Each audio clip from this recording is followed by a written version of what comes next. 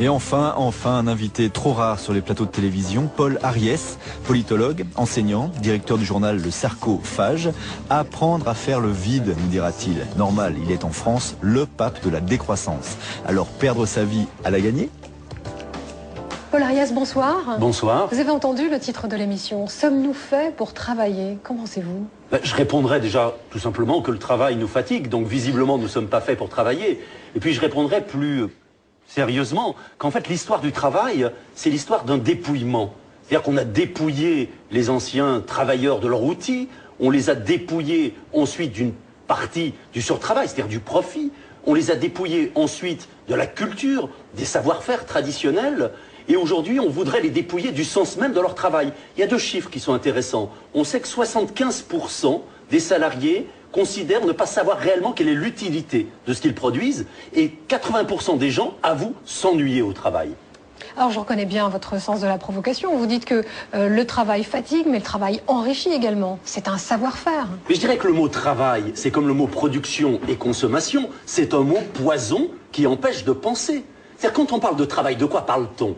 Est-ce qu'on parle d'une activité qui est créatrice, ou est-ce qu'on parle de la taylorisation du sourire? C'est-à-dire aujourd'hui cette obligation de sourire qui est celle des hôtesses d'accueil dans les péages d'autoroute ou des caissières à l'hypermarché.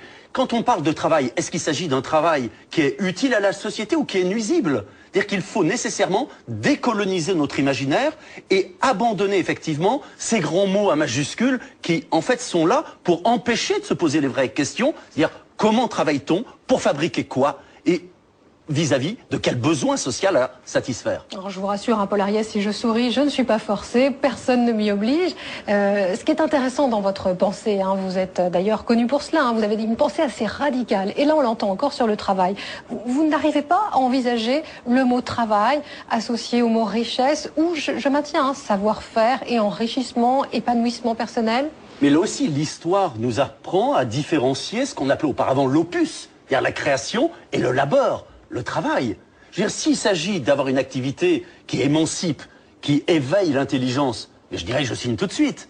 Sauf qu'aujourd'hui, on se rend compte qu'il y a un retour du néo-taylorisme. Et c'est ça qui est particulièrement grave. Et puis, on ne peut pas poser la question du travail sans poser aujourd'hui la question tout simplement de la situation environnementale. C'est-à-dire, est-ce que l'on peut produire toujours plus, donc travailler toujours plus, ou est-ce qu'au contraire, il va falloir apprendre à vivre plus frugalement, donc aussi, je dirais, à faire autre chose que travailler, et le droit au loisir, le droit à la paresse, me semble être une alternative tout à fait intéressante. Est-ce que votre point de vue quand même sur le travail, associé au labeur, on vient de l'entendre, est un point de vue marxiste?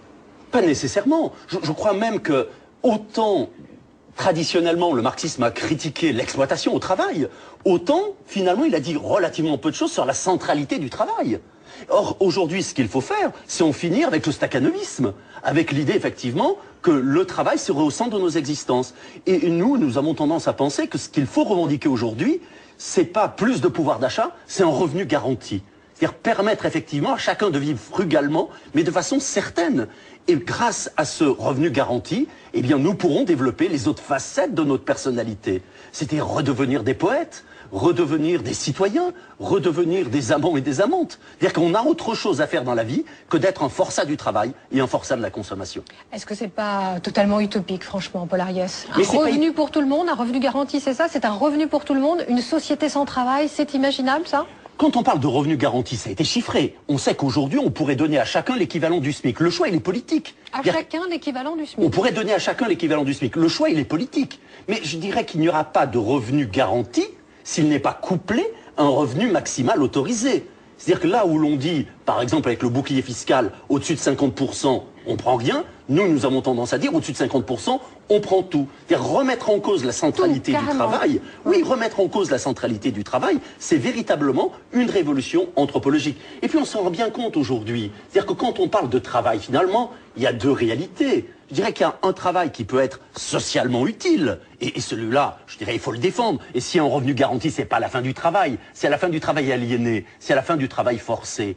Et puis il y a aujourd'hui le fait de vouloir maintenir à tout prix des gens dans un travail parce que c'est une sorte d'impératif moral. Je dirais qu'il n'y a rien qui rassure tant la bonne société que le SDF qui vend un journal gratuit. C'est-à-dire qu'aujourd'hui, au lieu de créer des faux emplois, au lieu de multiplier des stages bidons, au lieu de prolonger une scolarité qui mène à rien, eh bien, il faudrait mieux développer l'imaginaire et ne plus faire du travail le centre de nos activités, mais faire du politique, de la poésie, le centre de nos existences. Mais Paul Ariès, le travail, on en a besoin de médecins, on a besoin d'infirmières, on a besoin de boulangers. On ne peut pas demander moins de travail à ces personnes-là. Mais c'est évident qu'il ne s'agit pas de penser en tout ou rien. Et quand on parle d'intégrisme, je dirais que l'intégrisme peut être de partout. C'est-à-dire qu'un slogan comme « travailler plus pour gagner plus », c'est un slogan autant intégriste que le slogan qui est le nôtre, c'est-à-dire effectivement moins de biens et plus de liens. La question étant finalement de porter un diagnostic sur le monde.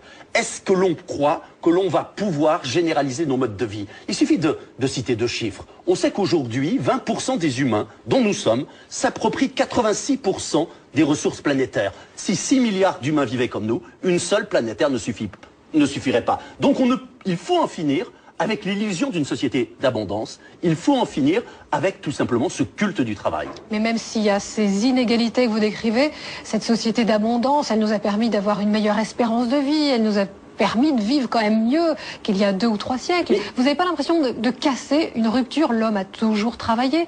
Dire l'homme doit moins travailler, c'est une véritable rupture. Alors c'est pas tant une rupture que cela. Il faut savoir par exemple qu'au Moyen-Âge, il y avait 150 jours par an qui étaient non travaillés. Il faut savoir que dans les sociétés traditionnelles, le travail est toujours couplé à une autre dimension. Prenons nos moines dans les monastères, ils travaillaient, mais je dirais que l'objectif c'était de se faire l'égal de Dieu. Donc il y avait une finalité. Aujourd'hui, finalement, le travail a perdu son rapport avec la vie quotidienne. Et en fait, on travaille pourquoi? Tout simplement pour avoir un pouvoir d'achat. Et moi, j'aurais tendance à dire, face au débat sur le harcèlement au travail, face effectivement à cette violence qui se développe avec les nouveaux modes de management, on ne pourra pas en finir avec le harcèlement au travail si nous ne renonçons pas à être, en même temps, des forçats de la consommation. Paul Ariès, quand je vous écoute, je vous imagine donc en train d'enseigner, c'est votre métier, vous êtes politologue, vous êtes également directeur d'un journal.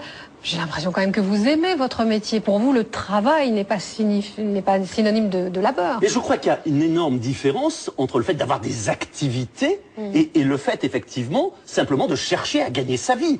On peut reprocher tout ce qu'on veut au capitalisme. C'est un travail choisi et non subi. C'est un travail choisi. C'est-à-dire qu'on peut reprocher tout ce qu'on veut au capitalisme, c'est une société diablement efficace. Premièrement, parce qu'elle sait susciter le désir et le rabattre ensuite sur la consommation de produits marchands. Deuxièmement, parce que le capitalisme insécurise. Il casse les identités collectives et individuelles. Et puis d'autre part, on le voit aujourd'hui, il développe la précarité et la flexibilité. Il développe la liberté aussi, liberté d'entreprendre. Mais bien sûr qu'il développe une partie de la liberté. Je crois que la marchandise, l'invention, je dirais de la marchandisation, a été quelque chose d'historiquement essentiel, mais qui a donné tout ce qu'elle pouvait être positive. Et aujourd'hui, effectivement, eh bien, il faut un basculement. Il faut sortir de cette société du travail qui n'a finalement que quelques siècles et passer aujourd'hui à un nouveau type de société. Une pensée radicale, pas révolutionnaire, mais radicale, en tout cas une pensée qui est assez atypique. Et on va pouvoir confronter votre pensée à celle de nos invités. Vous allez le voir, une chef d'entreprise, je suis sûre qu'elle aura des choses à vous dire, une sociologue et un philosophe pour vous répondre. On accueille nos invités.